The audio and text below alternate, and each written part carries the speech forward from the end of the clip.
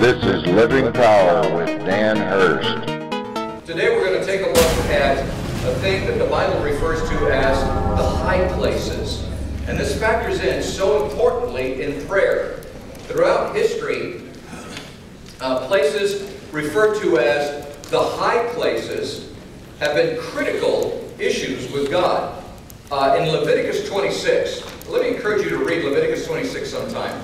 Leviticus 26 contains the 5 cycles of discipline that a nation goes through when it rejects God.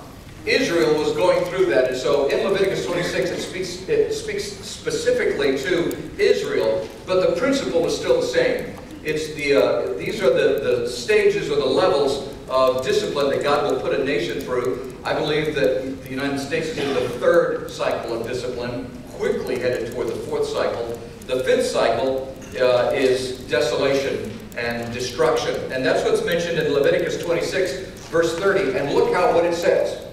I will destroy your high places. Cut down your incense altars and pile your dead bodies on the lifeless forms of your idols. I will abhor you. That's part of the 5th cycle of discipline. God says the high places are off limits. God hates the high places. And when there are high places in our lives, God will deal with those, and He will bring us under discipline if we don't deal with the high places in our lives. God gave the Israelites some very specific instructions when they arrived at the Promised Land. Those instructions included what they were to do about the high places that already existed in the land.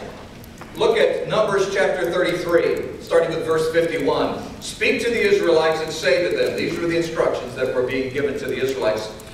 When you cross the Jordan into Canaan, drive out all the inhabitants of the land before you, destroy all their carved images, their cast idols, and demolish all of their high places.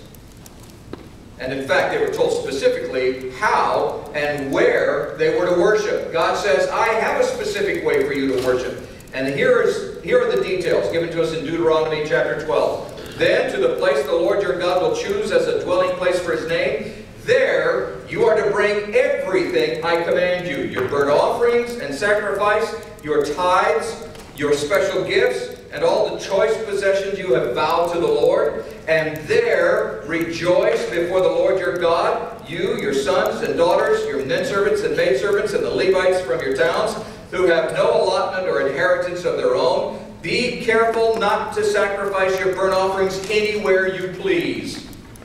Offer them only at the place the Lord will choose in one of your tribes, and there observe everything I command you. Now, recognize this is law, and we're not under the law, but we are under the principle of the law. Why did God do this? Because it was important to Him. That's why. How we worship and how we respond to God is important to God. But what did the Israelites do? Let me give you a real quick history lesson. Beginning in 1 Kings chapter 3, starting with verse 1, Solomon made an alliance with the Pharaoh king of Egypt and married his daughter. Now just stop right there. Now God had given them instructions. He had told them what to do. They were to go into the land, and they were not even to associate or intermarry. And it seemed like one of the very first things Solomon did was he began building alliances with the tribes and marrying. And he had a bunch of wives and concubines.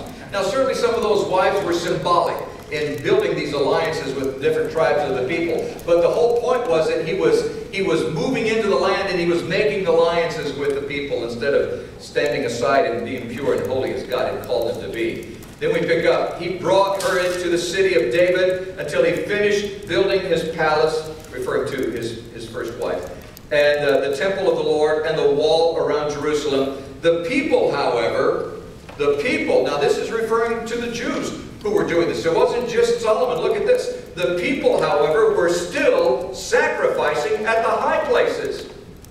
They had already gotten involved in interrelating with the people and doing something that God had forbidden them to do in Deuteronomy, because the temple had not yet been built for the name of the Lord. That was their excuse. So because the temple hadn't been built, so they just kind of did it the way everybody else was doing it. Solomon showed his love for the Lord by walking according to the statutes of his father David, except that he offered sacrifices and burned incense on the high places. Strictly forbidden by God, but Solomon did it. Then we look ahead at 1 Kings 13. Jeroboam did not change his evil ways. He was an evil king. But once more appointed priests for the high places from all sorts of people. And look at this next line. Anyone who wanted to become a priest, he consecrated for the high places. This was the sin of the house of Jeroboam that led to its downfall and to its destruction from the face of the earth. 1 Kings chapter 15, verse 11. Asa did what was right in the eyes of the Lord, as his father David had done. But jump ahead to verse 14. Although he did not remove the high places. Asa's heart was fully committed to the Lord all of his life. But he didn't remove the high places.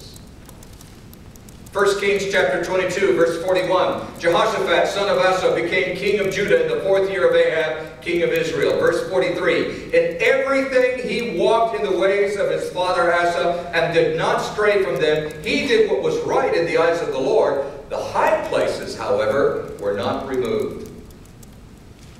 2 Kings chapter 12. In the 7th year of Jehu, Joash became king. And then we jump down to verse 2. Joash did what was right in the eyes of the Lord all the years Jehoiada the priest instructed him. The high places, however, were not removed. 2 Kings chapter 14, verse 1. In the 2nd year of Jehoash, son of Jehoaz, king of Israel, Amaziah, son of Joash, king of Judah, began to reign. Picking up in the middle of verse 3. In everything he followed the example of his father Joash. The high places, however, were not removed. 2 Kings chapter 15. In the 27th year of Jeroboam, king of Israel, Azariah, son of Amaziah, king of Judah, began to reign. Verse 3, he did what was right in the eyes of the Lord, just as his father Amaziah had done. The high places, however, were not removed. 2 Kings 15, verse 32. In the 2nd year of Pekah, son of Remaliah, king of Israel, Jotham, son of Uzziah, king of Judah, began to reign. Verse 34. He did what was right in the eyes of the Lord, just as his father Uzziah had done. The high places, however, were not removed. 2 Kings 17. In the 9th year of Hoshea, the king of Assyria, captured Samaria and deported the Israelites to Assyria. Picking up with verse 7. All this took place because the Israelites had sinned against the Lord their God, who had brought them up out of Egypt from under the power of Pharaoh, king of Egypt. Verse 9, the Israelites secretly did things against the Lord their God that were not right. From watchtower to fortified city, they built themselves high places in all their towns. Now, as it started out, they just started making these alliances, and it was just a simple little thing. Let's just go, and then because the temple wasn't built, well, let's just substitute, and we'll just go to the high place, and we'll worship there. And before it was over with, now we see in 2 Kings, they're now building their high places. 2 Kings chapter 18, verse 1. In the 3rd year of Hoshea, son of Elah, king of Israel, Hezekiah, son of Ahaz, king of Judah, began to reign. And verse 3 says, he did what was right in the eyes of the Lord, just as his father David had done. He removed the high places. Finally, after how many years, finally somebody recognized this is what God wants. And he removed the high places. And God honored that and blessed him. Hezekiah was a great king and enjoyed many, many blessings from God. And then look at 2 Kings chapter 21. Manasseh was 12 years old when he became king, and he reigned in Jerusalem 55 years. And then look at verse 3. He rebuilt the high places that his father Hezekiah had destroyed. What were these high places?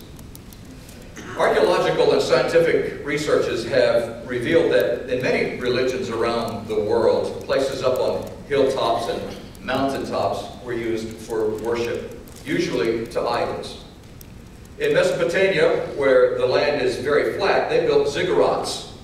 That's what they called them. They were these artificial mountains in the shape of step pyramids. In fact, the Tower of Babel was a ziggurat from Genesis 11. They were generally surrounded by brightly colored tapestry. Sometimes there was a tent, and there were usually components for sacrificial offerings.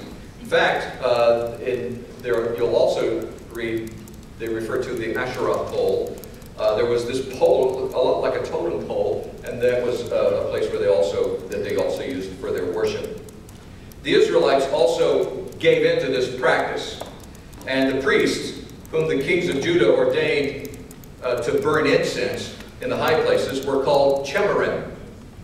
That's what the priests were called. Oftentimes, they were just boys dressed in black. But their job was to burn the incense, to make it a place of some sort of worship experience. The Hebrew term for the high places is bamah, or bamoth. And it is a term that's used to relate to all places. The places are so common that the word just came to be used as for a shrine. That was the idea. In fact, in Ezekiel chapter 20, verse 28, it says, "When I brought them into the land I had sworn to give them, and they saw any high hill or leafy tree, there they offered their sacrifices, made offerings that provoked me to anger, presented their fragrant incense, and poured out their drink offerings. Then I said to them, what is this high place you go to?" It's called Bamah to this day.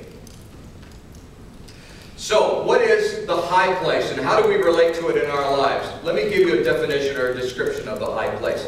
A high place represents man's substitution for God's ways.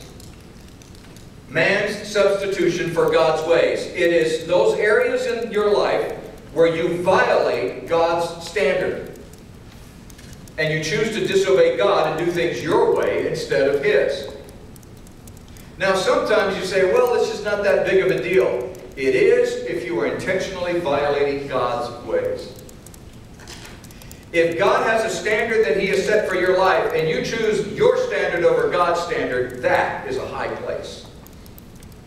When God has said, I want something for your life, and you choose something else, that is a high place.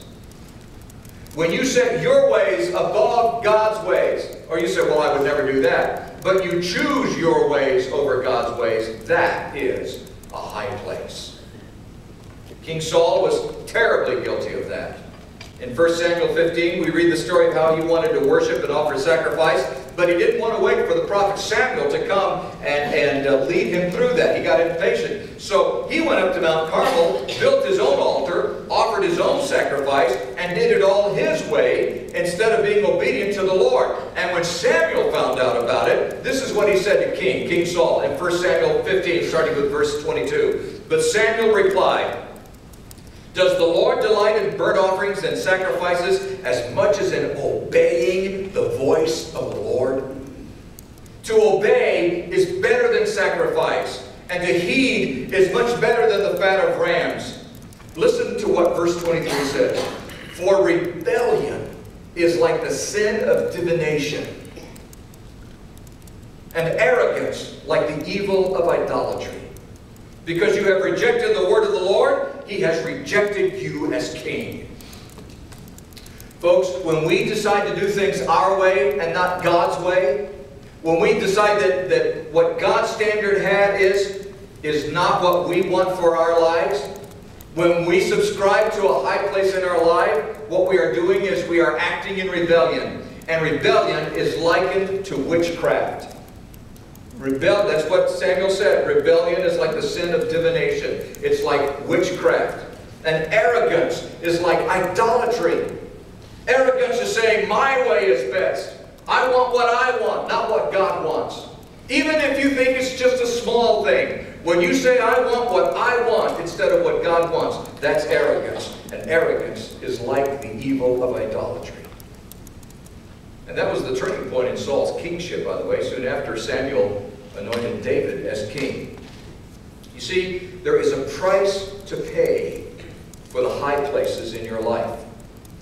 There is a price to pay for the choices that you make in your life that violate God's standard for your life. When God has said that He wants something for your life and you don't do it that way, you decide that you're going to do it your way, you set up a high place. And when you set up a high place, there is a price to pay. God will not tolerate high places.